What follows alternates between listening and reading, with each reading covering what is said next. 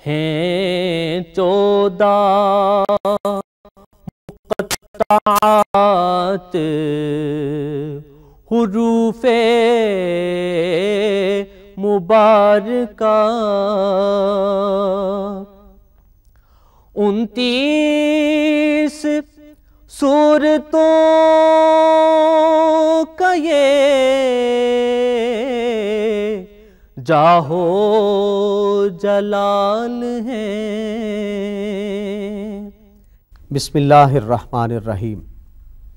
حروف مقطعات کے پروگرام حروف مبارکہ کے ساتھ میزبان سید ناظر قاسمی حاضر ہے۔ ناظرین، آج کا پروگرام سورہ الحجر سے متعلق ہے اور اس کا آغاز بھی حروف مقطعات الف لام را سے ہوتا ہے۔ حروف مقطعات علم الکلام کا ایک ایسا عروج ہے کہ دنیا ان حروف مقطعات کو آج تک نہ سمجھ پائی۔ اس کا علم نبی کریم صلی اللہ علیہ وآلہ وسلم اور اللہ رب العزت کی ذات کے درمیان ہے، لیکن یہ اس بات کی بھی دلیل ہے کہ علم ہجا کے تحت آنے والے یہ حروف ہے کوئی جو قیامت تک انہی سے کوئی سورہ مبارکہ، کوئی آیت مبارکہ بنا سکے۔ بلا شبہ آج تک نہ کوئی بنا سکا، نہ انشاءاللہ العزیز قیامت تک یہ کوئی کام سر انجام دے سکے گا۔ ناظرین، سورہ الحجر مکہ المکرمہ میں نازل ہوئی۔ اس کے 6 رکوع، 99 آیات مبارکہ، 663 کلمات، جبکہ حروف کی تعداد 2907 ہے۔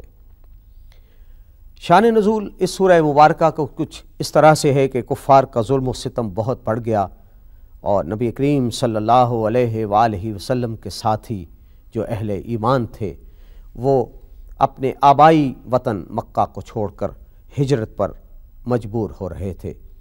یہ وہ وقت تھا جب نبی کریم صلی اللہ علیہ وآلہ وسلم کو تسلی دی جا رہی ہے کہ اے پیارے حبیب، یہی دین انشاءاللہ غلبہ پائے گا، اور نبی کریم صلی اللہ علیہ وآلہ وسلم کو صبر و تحمل کی تلقین کی جا رہی ہے کہ آپ سے پہلے آنے والے تمام انبیاء علیہم السلام کو ان کی قوم نے جھٹلایا ہے، اور ان واقعات اور ان حالات کا بیان فرما کر کفار کو بھی تنبیہ کی جا رہی ہے کہ باز آ جاؤ کہ یہ دین غلبے کے لیے ہم نے اتارا ہے، تمہاری کوئی سازش کامیاب نہیں ہو سکتی ہے۔ اور ہجر، قوم ہجر کا یہاں پر ذکر ہے اس قرآن حکیم کی آیہ مبارکہ الحجر میں، اور ہجر قوم سمود کا ایک مرکزی شہر تھا۔ سورہ مبارکہ کے 6 رکوع میں اس قوم کا ذکر آیا ہے، اور اسی حوالے سے یہ سورہ مبارکہ سورہ الحجر کہلاتی ہے۔ اس وقت ہمارے اسٹوڈیو میں تشریف رکھتے ہیں قاری مبشر حسین۔ ہم ان سے گزارش کریں گے کہ وہ سورہ الحجر میں آنے والے مضامین کے حوالے سے ہمیں اپنی گفتگو سے نوازیں۔ الف لام را، صدق اللہ مولانا العظیم۔ سبحان اللہ۔ اللہ رب العزت جل جلالہ نے اس سورہ پاک کو حروف مقطعات سے شروع فرمایا ہے۔ اس سورہ پاک کا نام سورۃ الحجر ہے کیونکہ اس کی ایک آیت میں الحجر کا ذکر ہے، اور قرآن مجید کی وہ آیت یہ ہے وَلَقَدْ كَذَّبَ أَصْحَابُ الْحِجْرِ الْمُرْسَلِينَ، اور بے شک وادی ہجر والوں نے رسولوں کی تکذیب کی۔ الحجر کا معنی کیا ہے؟ علامہ حسین بن محمد راغب اصفہانی فرماتے ہیں کہ ہجر کا معنی منع کرنا ہے۔ ہجر کا معنی عقل بھی ہے، عقل کو بھی ہجر کہتے ہیں کیونکہ وہ انسان کو غلط اور برے کاموں سے روکتی ہے۔ جو مکان پتھروں کے بنائے جائیں ان کو بھی ہجر کہتے ہیں۔ قوم سمود کی آبادیاں کیونکہ پتھروں کی تراش سے بنی تھی، اس لیے ان کو الحجر کہا گیا ہے، جیسا کہ قرآن مجید کی سورۃ الحجر کی آیت نمبر 80 میں موجود ہے کہ قرآن کریم میں ہجر کا لفظ عقل کے معنی میں بھی استعمال ہوا ہے۔ قرآن مجید میں ممنوع کے معنی میں بھی ہجر کا لفظ استعمال ہوا ہے۔ وَقَالُوا هَٰذِهِ أَنْعَامٌ وَحَرْثٌ ہجر، اور انہوں نے کہا کہ یہ مویشی اور کھیت ممنوع ہیں۔ آگے چل کر اللہ پاک فرماتا ہے وَجَعَلَ بَيْنَهُمَا بَرْزَخًا وَحِجْرًا مَحْجُورًا، اور دو دریاؤں کے درمیان پردہ رکھا اور منع کیا ہوا حجاب۔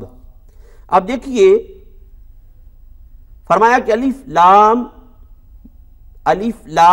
را سے اللہ رب العزت نے ان الفاظ مقطعات سے جب اس صورت کا آغاز کیا، ایک بار پھر اللہ پاک نے بقیہ جو حروف مقطعات سے صورتیں شروع ہیں، ایک بار پھر اعلان کیا کہ اے قرآن کریم کا انکار کرنے والوں، ہمارا چیلنج ہے تمہیں کہ اگر تم یہ سمجھتے ہو کہ یہ قرآن اللہ کا کلام نہیں ہے تو پھر کوشش کرو، سارے مل جاؤ، منکرین قرآن سب اکٹھے ہو جاؤ، اس قرآن پاک کے برابر، اس کی کسی صورت کے برابر، اس کی کسی آیت کے برابر کوئی صورت، کوئی کلام تیار کرو۔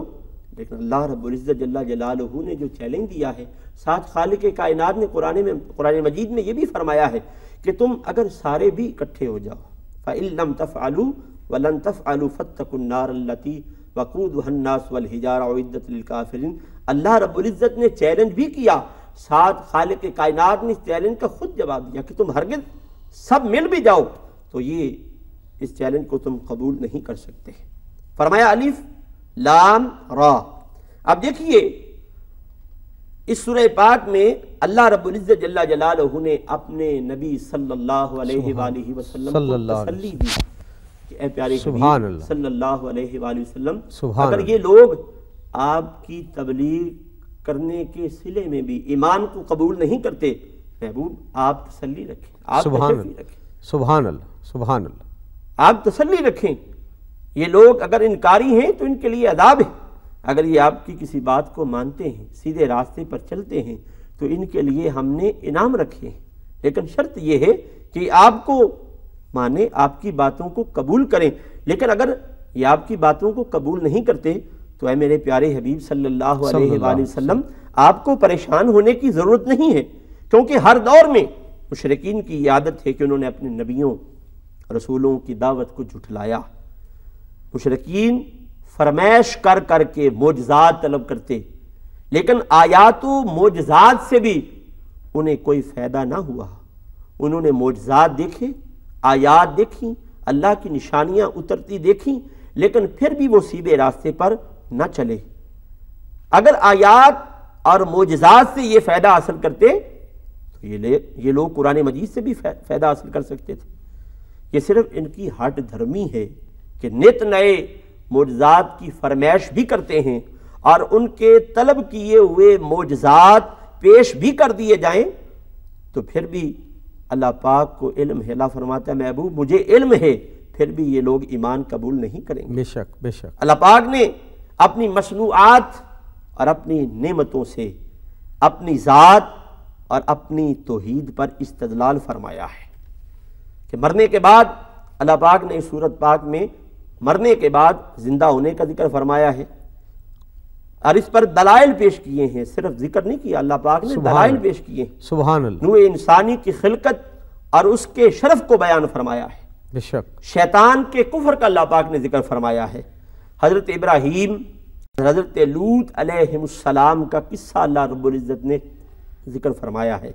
اصحاب الایکہ اور اصحاب الحجر کا ذکر فرمایا اللہ پاک نے، اور اس صورت کا اختتام نبی صلی اللہ علیہ وآلہ وسلم سے خطاب پر کیا گیا۔ سبحان اللہ۔ اور آپ کے لیے تسلی کے کلمات خالق کائنات نے ادا کیا اور آپ کو یہ تلقین فرمائی کہ آپ مشرکین کی ہرزہ سرائی سے پریشان نہ ہوں، ان کی تانا زنی سے پریشان نہ ہوں، آپ تبلیغ دین کے فریضے کو ثابت قدمی سے ادا کرتے تھے۔ سبحان اللہ سبحان اللہ۔ اس صورت میں جنات کو پیدا کرنے اور چوری چھپے جو فرشتوں کی باتیں سنتے تھے ان کا بھی ذکر ہے۔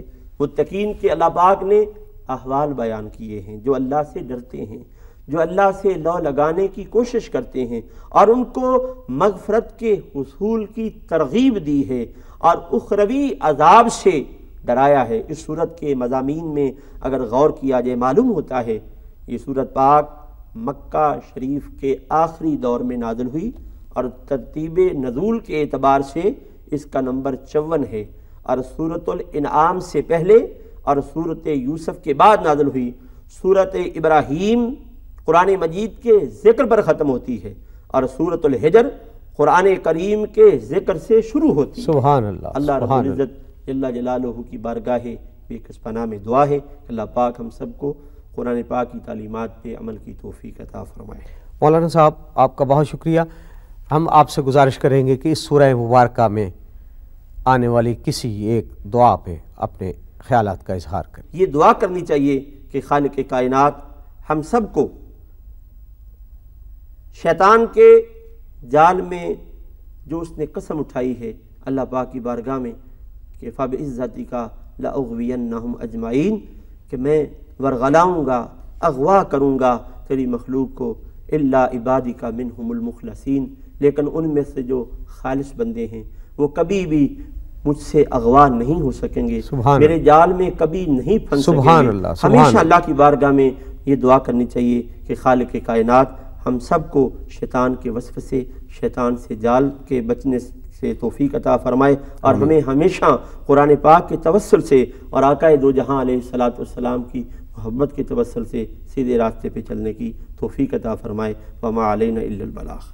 مولانا قاری مبشر حسین صاحب، آپ ہمارے اسٹوڈیوز میں تشریف لائے، آپ کی آمد کا بہت شکریہ۔ ناظرین، اس کے ساتھ ہی ہمارے آج کے پروگرام حروف مبارکہ کا وقت اب اپنے اختتام کو پہنچتا ہے۔ کل انشاءاللہ العزیز ایک نئے پروگرام کے ساتھ آپ کا میزبان سید ناظر کاظمی دوبارہ حاضر ہوگا۔ اجازت دیجیے، والسلام علیکم ورحمۃ اللہ۔ قرآن کا حسن ذات حروف مبارکہ